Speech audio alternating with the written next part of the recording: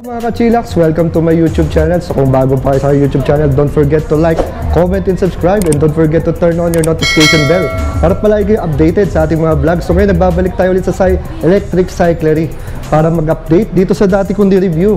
Itong Eido Light. So yan. So nandito si Ma'am Carmen na naman para i-guide tayo dito sa kay Eido Light. So baka iba, nasanay sila sa mga scooter na binablog natin, eh, no?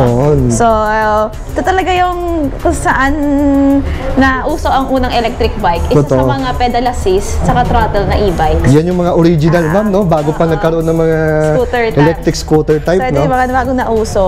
So kung di sila familiar, bicycle pa din to. Bisikleta pa rin siya. Pero may pedal siya na parang normal na na bicycle. Ang kagandahan lang dito or kakaiba lang dito is meron na siyang motor.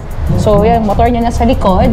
So ito ay tinatawag natin yun nga, pedal assist all full throttle. So pakilala muna natin sino si Eido.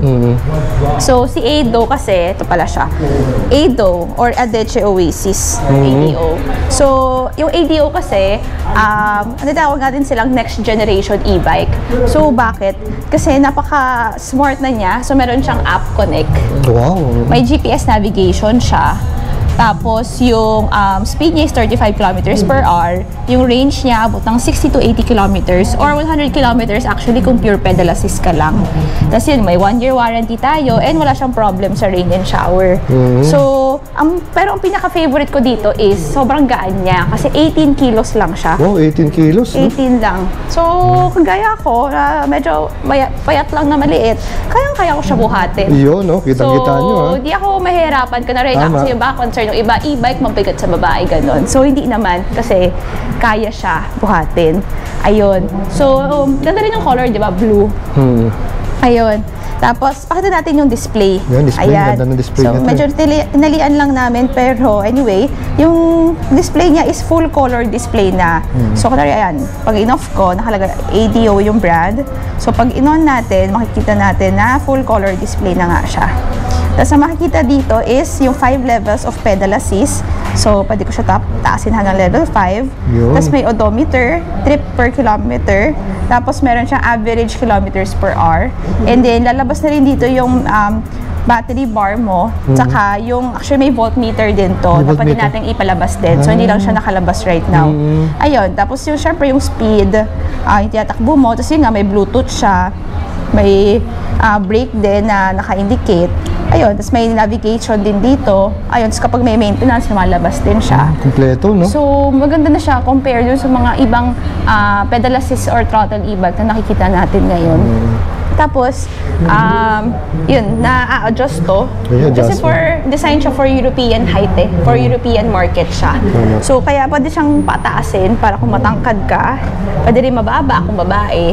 Tapos yung upuan din, ganun. Seat post niya, no?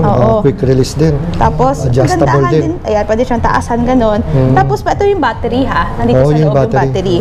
Tapos, pwede natin siyang tanggalin kasi kunwari mag-charge ka indoor, pwede mo siyang tanggalin. Gano'n naman katagal ang charging time nito? Charging time nito 4 to 5 hours. 4 to 5 hours. Tapos, abot ka na ng 60 to 80 kilometers or up to 100 kilometers. Ilan po mamang watts nito tsaka top speed? Ito, ang watts nito is 400 watts. Tapos yung top speed niya is 35 kilometers per hour. Not bad. Tapos ayan, dito yung may on-off button dito, additional. Tapos folding bike pala to sa mga hindi nakakaalam. Diba? Yan na, pa-fold ni Ma'am. Fold natin. So, ganyan lang siya. Baba mo to. So, kunwari, nakakondo ka or may kotse ka, may sedan ka, tapos gusto mo siyang bitbitin, sobrang dali kasi pwede mo na siyang i-fold lang, tapos kasya na siya.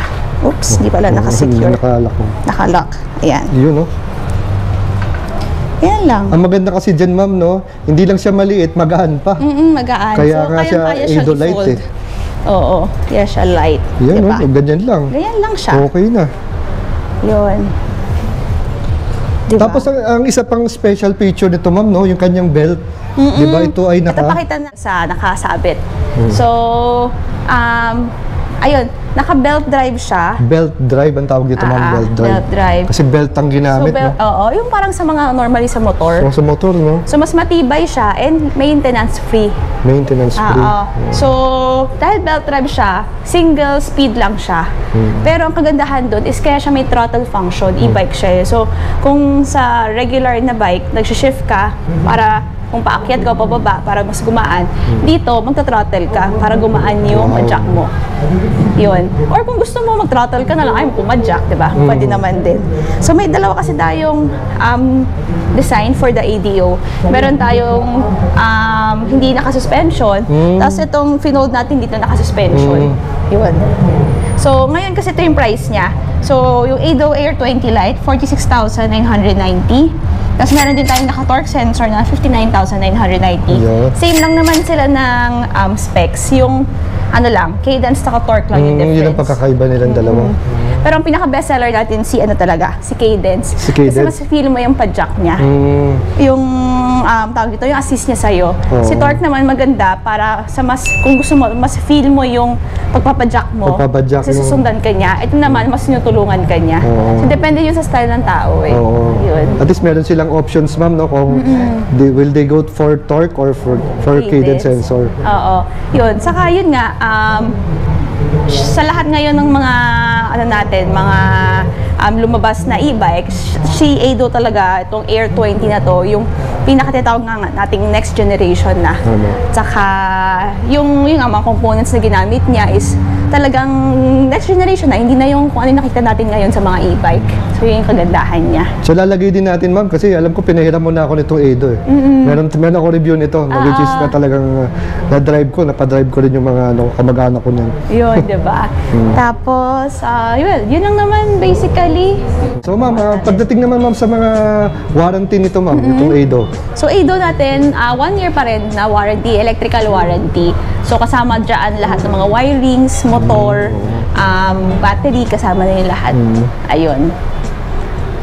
Tapos ma'am, modes of payment nitong ADO natin. Mode of payment, meron tayong cash, GCash, bank transfer, sa installment, meron tayong credit card, Bilis, home credit. Ayun, so kung gusto na mag-inquire, message na lang sila sa page, Electric Cyclery. And then, or visit na sila mismo diretso dito. So, located naman tayo sa G-Strip Green Hill Shopping Center.